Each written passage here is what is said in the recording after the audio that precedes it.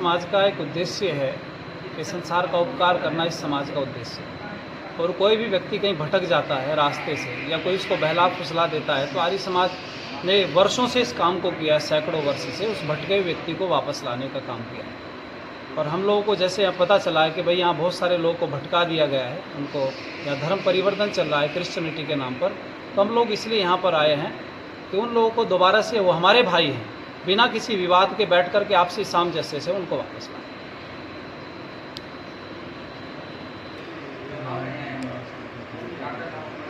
जी, मैं कुलदीप विद्यार्थी बिजनौर से, और हमारी जो आर्य प्रतिनिधि सभा उत्तर प्रदेश है उसके माननीय श्री प्रधान जी हमारे साथ में, डॉक्टर धीरज जी, आदरणीय महामंत्री आदरणीय स्वामी धर्मेश्वरानंद जी हमारे साथ में हैं, महात्मा कल्याण जी, आचार्य धर्मवीर जी और आचार्य देवव्रत जी, पूरी एक टीम हम सब लोगों की यहाँ पर आई है। और लगभग 8 वर्षों से हम लोग ये लड़ाइयाँ लड़ रहे हैं घर वापसी के लिए। तो अब तक हम 4000 से ज़्यादा लोगों को आर्य समाज के बैनर तले घर वापसी कर चुके हैं। और हम लोगों का एक उद्देश्य है कि समाज के अंदर सबको बराबरी का दर्जा मिलना चाहिए। आर्य समाज पहले से ही सब लड़ाइयों को लड़ता रहा है, लेकिन भोले भाले लोगों को बहला फुसला करके, भटका करके उनको धर्म परिवर्तन किया जा रहा है। मैं एक बात आपसे कहना चाहता हूँ, ये संदेश मेरा पूरे देश में जाना चाहिए कि जो लोग कहते हैं कि भाई केवल प्रार्थना करने से दुख दर्द रोग बीमारियां ठीक हो जाती हैं, उन लोगों से पूछे कि जहाँ पर ये पूरी क्रिश्चियनिटी फैल चुके हैं जिन देशों में, उन देशों के अंदर सबसे ज़्यादा हॉस्पिटल्स हैं, सबसे ज़्यादा बीमार वहाँ लोग भयंकर बीमारियों से ग्रसित होते हैं, लेकिन वहाँ तो प्रार्थना से काम नहीं चलता। उन लोगों को कोई व्यक्ति बीमार होता है, उनकी यहाँ प्राथमिकता हम सबसे पहले वो हॉस्पिटल लेकर के जाते हैं, पर हमारे लोगों से कहते हैं कि आप प्रार्थना करो, और प्रार्थना के चक्कर में हज़ारों लोग दम तोड़ रहे हैं, इसी के कारण वो समय पर हॉस्पिटल पहुँच नहीं पाते हैं। तो हम लोग एक मुहिम चला रखी है हमने, स्वामी श्रद्धानंद जी महाराज ने 1920 के आसपास से ये मुहिम उसको छेड़ा और उन्होंने 20 लाख लोगों की घर वापसी की थी।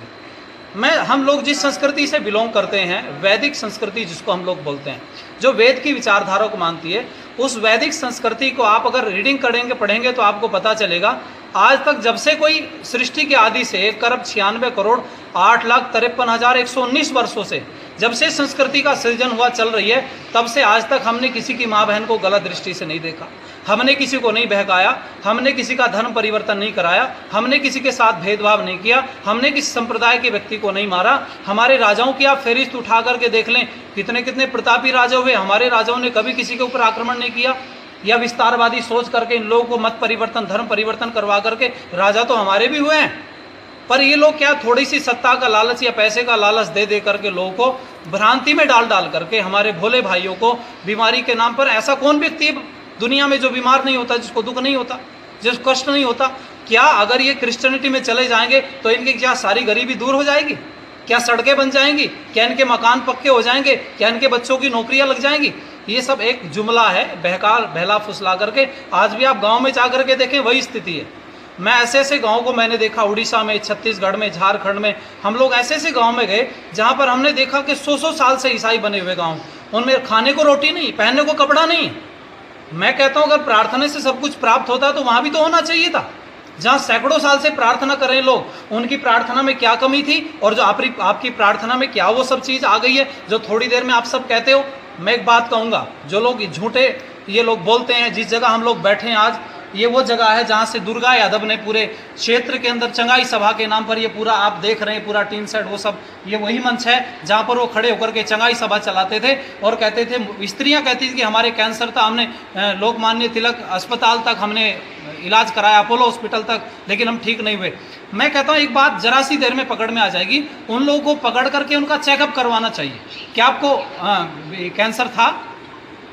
वो सब झूठ बोलते हैं, पैसा लेकर के भोले भाले भाइयों को बहका दिया जाता है।